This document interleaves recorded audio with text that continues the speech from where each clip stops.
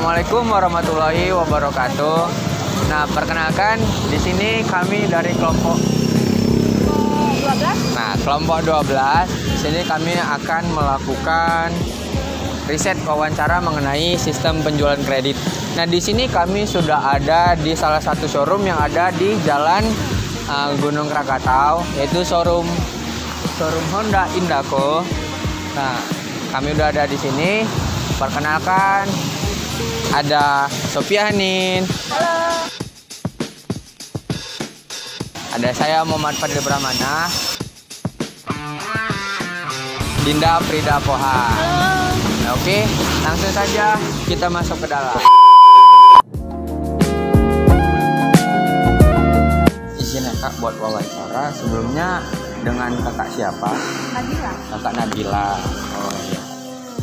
Izin Kak, kami dari mahasiswa-mahasiswi FEBI Fakultas Ekonomi dan Bisnis Islam dari kampus Universitas Islam Negeri Sumatera Utara atau UINSU. Kami ingin melakukan riset mengenai sistem penjualan kredit di showroom, terutama saat ini kami berada di showroom Honda ya Kak ya. Nah, izin Kak, boleh cerita sedikit nggak mengenai showroom ini? Udah berapa lama berdiri dan produk apa aja yang udah dijual di showroom? Kalau berdirinya sejak tahun 1971. 1971, udah lama. Kalau untuk produknya banyak sih. Banyak. Dari tipe Matic ada Adivi, CX, Silo, Vario 160, Vario 125, Ubi, Genius gitu. Misalkan dalam suatu kredit kakak sebagai apa Kak? Bantu sales. Ya, dari kakak itu terlibat ke pihak atasan kakak itu apa? Ke saya dulu, Ya. terus nanti saya pulangnya ke orang leasing. Orang leasing. Orang leasing, nanti kalau kita kan cek data dulu. Kalau misalkan bisa diproses, baru orang leasing langsung ke tempat tujuan, misal ke tempat konsumen. Tapi kalau misalkan data si konsumen kita buruk atau jelek, itu kita nggak bisa proses. Jadi antara saya sama leasing aja.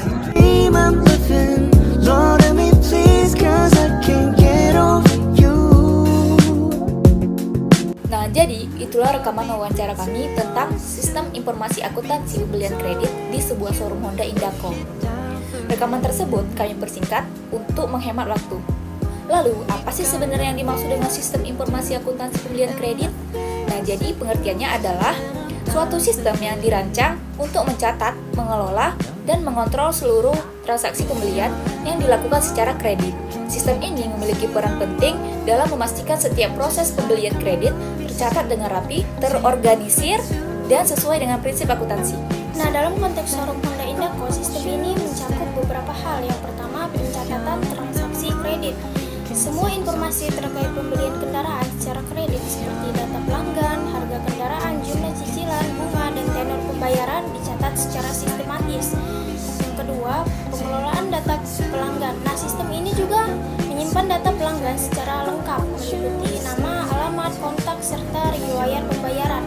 Hal ini mempermudah showroom dalam memantau status pembayaran pelanggan. Yang ketiga, penyusunan laporan keuangan. Nah, sistem ini juga memungkinkan showroom untuk menghasilkan laporan keuangan yang akurat, seperti laporan piutang, pendapatan kredit, dan status pembayaran secara real time. Yang terakhir, pengendalian internal. Nah, sistem ini juga berfungsi untuk mencegah kesalahan atau kecurangan dalam pengelolaan pembelian kredit, seperti duplikasi data atau ketidaksesuaian pencatatan. Secara keseluruhan, sistem informasi akuntansi pembelian kredit bertujuan untuk meningkatkan efisiensi, transparansi, dan akurasi dalam pengelolaan transaksi kredit. Nah, sekaligus membantu showroom menjaga hubungan baik dengan pelanggannya. Nah, jadi dari hasil wawancara tersebut dapat dibuat flowchart sebagai berikut. Yang pertama, customer datang untuk melakukan order pembelian kredit.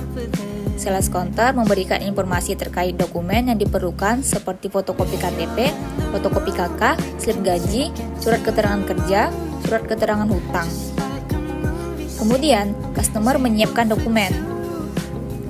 Lalu, sales counter menerima dan memeriksa dokumen. Sales counter memeriksa kelengkapan dokumen yang diberikan customer. Jika dokumen lengkap, sales counter membuat order dan bukti penerimaan dokumen. Berkas-berkas diteruskan ke bagian leasing untuk proses survei. Kemudian, leasing menerima bukti penerimaan dokumen dari sales counter. Lessing kemudian survei kepada customer, seperti verifikasi data dan kemampuan pembayaran. Setelah survei selesai, Lessing membuat laporan hasil survei. Nah, kemudian laporan hasil survei tersebut diserahkan kepada pimpinan. Pimpinan memutuskan apakah laporan tersebut disetujui. Jika disetujui, laporan diteruskan ke bagian akuntansi untuk proses pembayaran. Customer membayar uang muka dan atau angsuran sesuai kesepakatan. Akuntansi menerima pembayaran dari customer dan mencatat ke dalam sistem.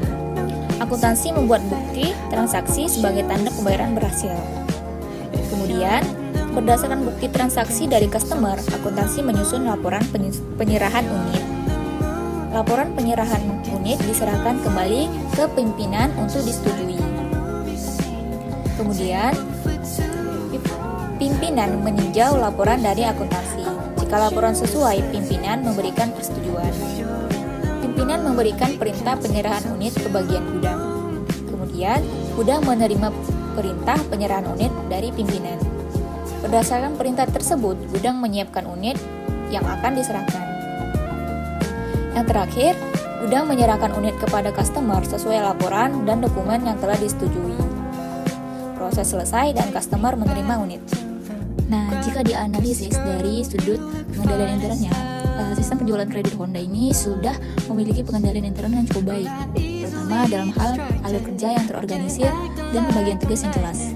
Berikut ada beberapa poin yang penting dapat kita pahami. Yang pertama, pemeriksaan dokumen yang sangat lengkap dan akurat. Sebelum pelanggan dapat melanjutkan proses pengajuan kredit, dokumen-dokumen seperti foto KTP, slip gaji, dan surat keterangan kerja harus disiapkan dan diverifikasi oleh bagian sales counter. Hal ini memastikan semua dokumen yang diperlukan sudah lengkap dan sesuai. Yang kedua, pembagian tugas yang jelas.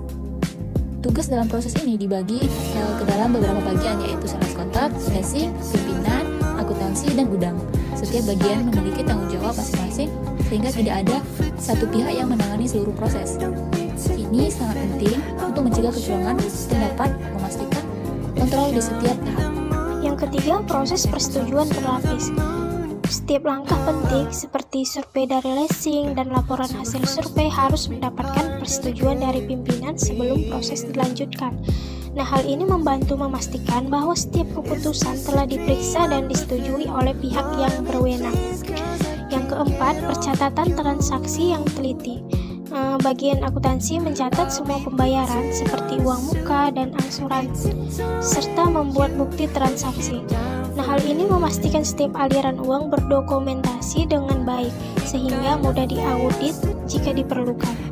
Kemudian yang kelima, penyerahan unit yang aman. Penyerahan unit kendaraan kepada pelanggan hanya dapat dilakukan setelah ada persetujuan lengkap dan dokumen-dokumen yang sudah beres.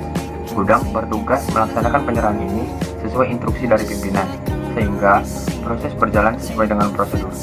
Dan yang keenam, yaitu peningkatan dengan teknologi. Meskipun sistem ini sudah baik, ada beberapa cara untuk membuatnya lebih efisien, seperti menggunakan sistem manajemen dokumen digital. Hal ini dapat mempercepat proses pemeriksaan dokumen dan mengurangi resiko kehilangan dokumen fisik. Dan yang ketujuh yaitu audit dan juga pemantauan. Penting juga untuk melakukan audit secara rutin agar sistem tetap berjalan sesuai aturan dan untuk mendeteksi potensi masalah sejak dini. Nah, kemudian sistem ini tentu menunjukkan bahwa perusahaan ini itu sudah memahami pentingnya pengendalian internal. Namun dengan penerapan teknologi dan pemantauan yang rutin, proses ini dapat menjadi lebih aman, cepat, dan juga efisien. Hal ini tidak hanya membantu perusahaan mengelola risiko, tetapi juga meningkatkan kepercayaan pelanggan terhadap layanan mereka.